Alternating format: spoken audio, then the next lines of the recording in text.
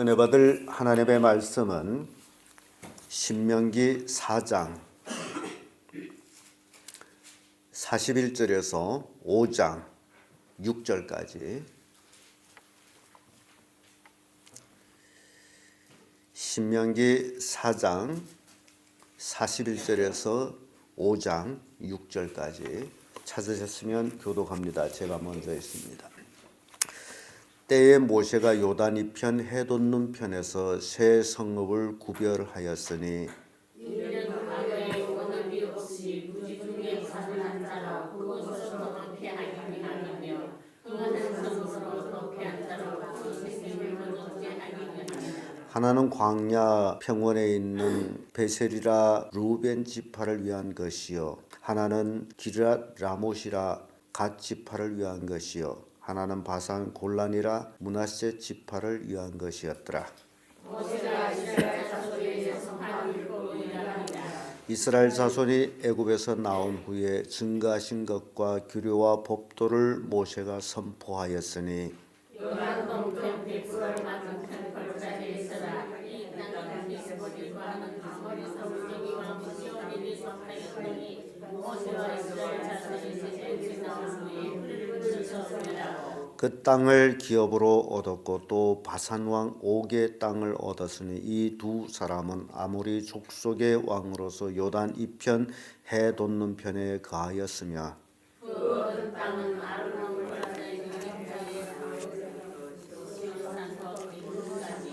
요단 이편 곧 그 동편 온 아라바니아스가 산록 아래 아라바의 바닥까지니라. 모세가 온 이스라엘을 불러 그들에게 이르되 이스라엘아 오늘 내가 너희 위에 만난 규례와 법도를 듣고 그것을 배우며 지켜야 행하라. 우리 하나님 여호와께서 호렙산에서 우리와 언약을 세우셨나니 이 언약은 여호와께서 우리 용서와 주신 것이 아니요 오늘날 여기 살아있는 우리 여호와가 세우신 것이라. 여호와께서 산 위 불 가운데서 너희와 대면하여 말씀하시매 그때 너희가 불을 두려워하며 산에 오르지 못하므로 내가 여호와가 너희 붙잡으소서 여호와의 말씀을 너희에게 전하였노라. 여호와께서 가라사대 다 같이 나는 너를 애굽 땅에서 종되었던 집에서 인도해 낸 너희 하나님 여호와로라. 아멘. 네, 이 말씀으로 이스라엘의 3대 축복, 이런 제목으로 말씀을 나누겠습니다. 하나님의 선민인 이스라엘은 하나님의 축복을 받은 민족입니다. 그렇다면 그들은 어떤 복을 받았는가라는 것이죠. 왜냐하면 그들이 받은 복이 오늘날 현 시대 우리가 신앙생활하면서 받는 복이다라는 것입니다. 그래서 이스라엘 출애굽 역사와 광야 생활 그리고 가나안 땅 정복, 이 모든 것들은 오늘날 우리의 신앙생활에서 꼭 겪어야 할 그런 로정임을 보여주고 있습니다. 그래서 방금 읽은 말씀으로 이스라엘의 3대 축복, 도대체 어떤 축복들이 있었느냐. 그 첫째가 바로 도피성입니다. 도피성에 관한 복이에요. 41절에서 43절까지의 말씀인데 41절에 보면 때에 모세가 요단 이편 해 돋는 편에서 세 성읍을 구별하였으니 라는 말씀이 나오죠. 지금 루벤, 갓, 므낫세 반지파가 요단 이편에서 지금 요단강을 건너가기 전에 시온 왕 또 바산 왕 이들을 쳐부시고 그들이 땅을 얻어가지고 기업으로 먼저 얻습니다. 그래서 거기에 그들이 얻은 땅에 새 성읍을 구별해가지고 우선 도피성을 만들고 있는 모습을 봅니다. 자, 여기서 우리에게 생각할 것이 있다면 지금 가나안 땅을 아직 들어가지 아니하고 처음으로 얻은 요단 이편 해 돋는 편에서 얻은 땅에서부터 시작되는 것이 그 첫째가 뭐냐? 도피성을 만드는 것이다. 그럼 도피성은 도대체 뭐 하는 것이냐? 왜 도피성이 필요하냐라는 것이죠. 그래서 그 도피성의 내용은 부지중 잘못했을 때에, 부지중 내가 사람을 쳐 죽였을 때, 그래서 다른 사람한테 내가 보복을 받을 때에, 왜냐하면 부지중 내가 죄를 지어서 내가 죽게 됐을 때에 살 수 있는 곳이 바로 도피성이라는 거예요. 그 이스라엘 백성들에게 도피성을 허락하여 주심이 얼마나 큰 축복이냐. 오늘날 우리의 말로 한다면 우리는 우리 스스로의 죄악으로 어떻게 됩니까? 죽어야 되는 우리들인데 우리들에게도 도피성이 있다. 오늘날 우리에게도 도피성이 있다. 그것이 어디냐? 예수님 아니라라는 겁니다. 그래서 예수 안에 들어오게 되면 누구도 정죄함이 없이 또 누구도 정죄할 수 없다. 왜냐하면 바울이 분명히 고백해서 의롭다 하시는 하나님이시니 누가 나를 정죄하리요. 바울이 고백이에요.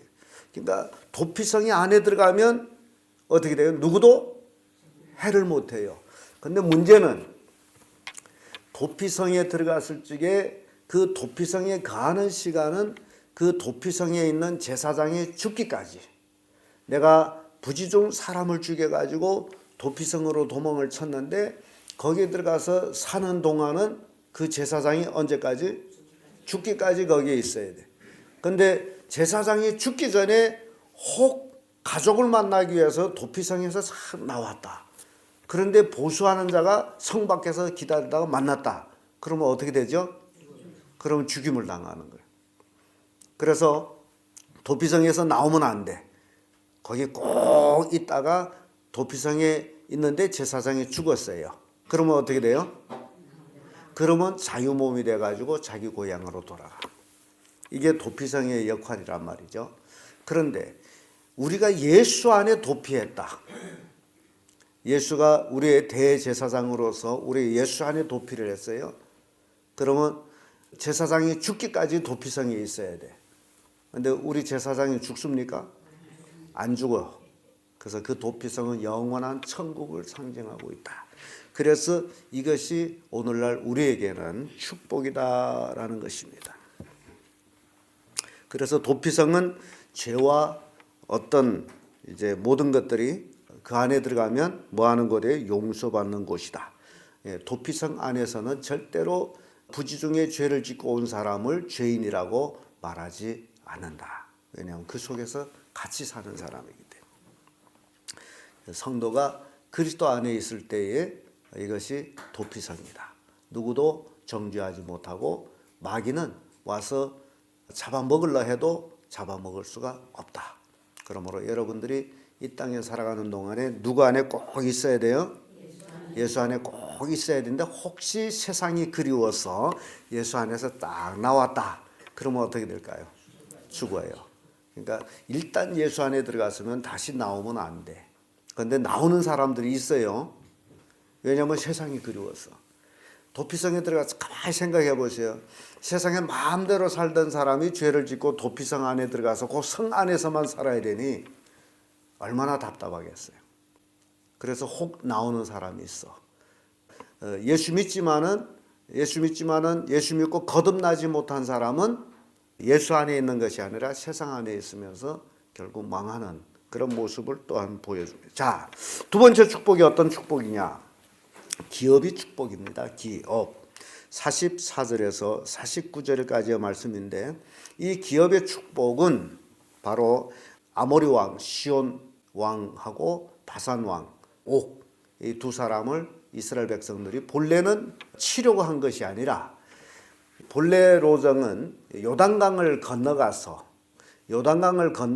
그 땅을 점령하는 것이 본래 로정이었는데 근데 요단강을 가기 위해서는 이 시온 왕한테 사람을 보내죠. 모세가 우리가 너의 길을 통과하자. 우리가 너의 물도 거저 먹지 아니하고 너의 곡식도 거저 먹지 않고 우리가 다 돈을 줄 텐데 허락해라. 그랬더니 어디서 이놈들이 우리를 어떻게 보고서 우리 길을 내달라고 하면서 시온 왕이 자기 백성을 다 거느리고 이스라엘한테 길 내주기는 고사하고 와서 전쟁하려고 하죠. 그래서 그것이 결국 그를 패망케 했고 시온 왕은 완전히 멸망해서 사람 하나도 살지 못하고 다 죽죠. 짐승들은 이스라엘 백성이 노력하고 그 사건이 있은 후에 또 바산왕 옥도 사람을 보내가지고 길을 빌려달랬더니 야 이놈들이 봐라 하면서 또 온 백성을 거느리고 이스라엘과 싸우려고 했죠. 그래서 결국 패망하는데 그래서 그들이 패망한 그 땅들을 루벤과 갓지파와 므낫세 반지파가 그 지역 요단 이편 그 지역을 그들이 기업으로 요단강 건너가기 전에 얻습니다. 그래서 어찌 보면 가나안 땅 정복의 서론과 같은 역사죠. 그러니까 이스라엘 백성들이 아홉 지파 반에게는 이 두 지파 반이 기업을 얻음으로 인해 가지고 어떤 역사가 일어납니까? 특히 바산 왕 같은 거는 침대가 4m 정도 될 정도로 그렇게 쇠침대를 가지고 있는 사람, 신장의 긴 민족들인데 이스라엘 백성들한테 그들이 여지없이 파했단 말이죠. 그러니 이스라엘 백성들 앞에서는 우리에게는 대적이 없구나. 여호수아의 말같이 하나님이 우리를 위하시면 그들은 밥이구나 라는 것이 증거가 되는 것이에요. 그래서 사기가 충천했고 우리가 이제 남은 9지파 반이 요단강을 건너가서 가나안 땅에서 기업을 얻게 되는구나. 이런 그 신심. 그래서 기업 얻는 것이 얼마나 중요한지 몰라요. 이스라엘 백성들은 가나안 땅 정복을 하면서 족장별로 땅을 나눠가졌죠. 자기 족속에 따라서 12지파로 땅을 나눠가지고 또 그 안에 아버지별로 인해서 땅을 나눠가져요. 그리고 이스라엘 백성들 그 땅을 그때 가진 땅이 영원히 이 세상 끝날 때까지 그게 기업이라는 겁니다. 변하지 않는 거예요. 혹시 아들이 없이 딸만 낳았다. 그러면 그 땅들을 딸들에게 기업으로 들어가고 므낫세 반지파에서 그 일이 있은 거잖아요. 이 딸들이 다른 민족에게 다른 종족에게 시집가면 그 땅도 넘어가는 게 아닙니까 해가지고 모세가 옳게 여겨서 그러면 너네 종족끼리만 결혼해라. 그럼 땅이 탄 종족에게 넘어가지 않지 않느냐. 그런 얘기 이미 지나왔죠. 그래서 이 기업이라는 것은 바로 이렇게 중요한 것을 얘기하고 있다라는 겁니다. 기업. 한 번 받은 기업은 변한다, 변하지 않는다? 변하지 않는 것이 기업이다. 자, 이스라엘은 그 3대 축복 중에 두 번째 축복이 무슨 축복이다? 기업의 축복이다. 얘들은 기업을 한 번 가지면 평생 변하지 않습니다. 그러나 내가 가난해서 그 땅을 다른 사람한테 팔았어요.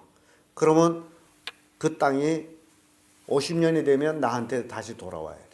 무상으로 돌아와요. 그러니까 마치 임대한 거예요. 내 그 땅을 가지고 너무 이제 생활이 어려워서 그 땅을 다른 사람한테 이제 임대해 준 거죠. 팔았죠. 그러면 그 사람이 그 싼 날부터 그 희년 이스라엘 백성이 희년을 계산한단 말이죠. 근데 이 땅을 살 때 희년하고 한 10년 될 때 내가 샀다. 그러면 10년 값으로 사는 거예요. 왜냐하면 돌려줘야 되기 때문에. 그게 이스라엘 기업이에요. 그래서 이스라엘 멸망이라는 게 없습니다. 가족의 멸망. 아버지 대가 못 살아서 땅을 내놨다면 아들 대 와서는 그 땅을 도로 찾아. 왜 때가 되면. 그래서 또 다시 시작하는 거예요. 이게 이스라엘 그 하나님의 법이 기가 막히게 좋다라는 걸 여러분은 이 성경 읽으면서 알아야 돼요. 절대 망하지를 않습니다. 기업은 소멸되지 않기 때문에. 그게 기업이라는 거예요. 근데 오늘날 우리의 기업은 어디에 있다? 하늘나라에 있어요. 없어지는 거예요? 안 없어지는 거예요. 영원한 겁니다. 그게 기업이라는 거예요. 그래서 이스라엘 3대 축복을 통해서 우리의 그 영원한 기업을 우리가 보게 됩니다.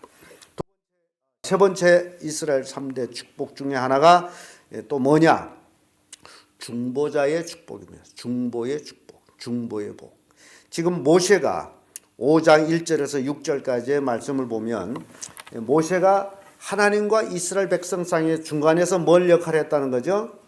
중보 역할을 했다. 왜냐하면 이스라엘 백성들이 직접 하나님을 만날 수가 없으므로 모세가 중보 역할을 해가지고 하나님의 법을 백성들한테 전달하는 역할을 했어요. 이 중보자가 얼마나 중요하냐? 왜냐하면 이스라엘 백성들에게 모세라는 중보자가 없으면 어떻게 됩니까? 모세라는 중보자가 없으면 그들은 아직도 애굽 땅에서 뭘 해요? 종노릇해요. 노예 생활을 해요. 그런데 모세라는 중보자가 있으므로 그들은 애굽에서 나왔고 시내산에 와서 하나님의 법을 가지는 민족으로 된단 말이죠. 이게 누구를 통해서요? 모세를 통해서. 그래서 이게 굉장히 큰 축복이에요. 그런데 오늘날 우리는 누구를 통해서 하나님 법을 가지게 되죠? 예수님을 통해서. 그래서 예수님이 오늘날 우리의 중보자예요. 그러니까 하나님과 예수님, 예수님은 십자가상에서 다 이루었다라고 말씀할 때 그 중보가 완성된 것을 얘기하죠. 중재 역할을 한다. 중재 역할은 한쪽만 하는 것이 아니라 양쪽을 하고 있다. 이스라엘 백성이 죄를 지었을 적에는 중보자 모세는 백성들을 위해서 하나님 앞에 간절히 기도해서 하나님의 그 뜻을 돌이켜서 화를 내리걸로 했던 것도 내리지 않고 그런 일들을 했죠. 그래서 중보자의 역할이 이렇게 중요하다. 이사야 38장 14절을 보면 여호와여 내가 압제를 받았사오니 나의 중보가 되옵소서. 이게 이사야 선지자가 세상 사람들 하나님 모르는 사람들한테 압제를 받았을 때 중보자가 되어주소서라는 간절한 기도를 합니다. 또 디모데전서 2장 5절에 하나님과 사람 사이의 중보도 한 분이니 곧 사람이신 그리스도 예수다. 중보가 예수다. 또 히브리서 12장 24절에도 새 언약의 중보이신 예수 이렇게 딱 찍어놓고 있습니다. 그래서 우리에게 중보자는 누구라고요? 예수다. 우리가 죄를 지어서 멸망할 수밖에 없었던 우리를 중보자의 역할을 해서 십자가에서 우리 죄를 짊어지시고 대신 십자가에 못 박혀 죽으셨죠. 내가 죽어야 될 죽음을 죽으셨죠. 그래서 이제 마지막 심판 때에 하나님 심판자로서의 보좌에 앉아 계시고 그리고 그 좌우에 누가 있을까 생각해 보세요. 하나님이 지금 심판자 법관으로서 탁 앉아 있고 내가 지금 하나님 앞에서 심판받는데 그 좌우에 둘이 있어요. 그래서 하나님 우편에는 중보자인 예수님이 계시고 하나님 좌편에는 고소자 마귀가 있단 말이에요. 이게 법정이에요. 법정에는 고소자와 변호자가 이렇게 하는 거죠.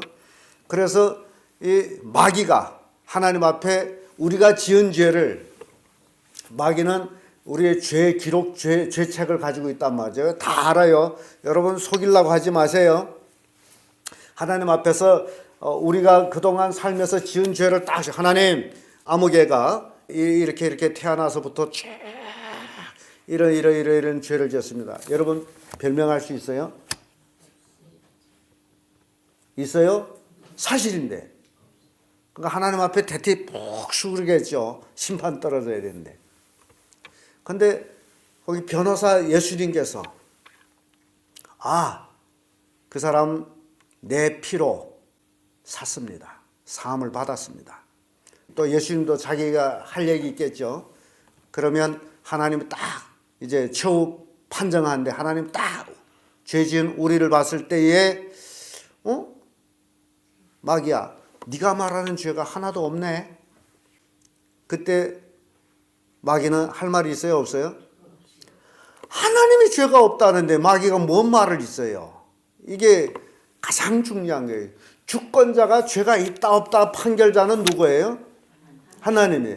그래서 마귀는 고소하고 예수님은 중보하고 그래서 예수님의 중보의 그 보혈의 능력으로 하나님 우리를 하나님들 공정하신 분이잖아요. 우리를 볼 때 죄가 없구나. 누구 때문에? 예수 때문에. 그러면 죄가 없으니 어디로 가야 돼? 너는 천국 가. 너는 죄가 마귀야 네 말한 대로 여놓으면 죄가 그대로 있네. 너 지옥 가. 이게 최후 심판이 아닙니까? 그 중보자 예수 그리스도가 나의 중보자. 이게 얼마나 큰 축복인지 모른다. 그래서 제가 오늘 여러분들한테 이스라엘 3대 축복이 곧 우리의 축복이다. 우리에게 도피성이 있었고 기업이 있고 중보자가 있다. 이런 축복을 우리가 이 땅에서 살면서 이미 우리는 그걸 받았다. 그러므로 이 받았다라는 그 축복으로 여러분 매일매일 삶이 승리하는 삶을 살아야 됩니다. 나는 하나님의 자녀다. 나는 하나님의 자녀다. 라는 그런 긍지감을 가지고 하나님의 자녀다운 삶은 무슨 삶이에요? 하나님 말씀대로 사는 삶이죠. 그렇게 사는 삶이 오늘 이 시대의 그리스도인의 삶이라는 겁니다. 기도하겠습니다.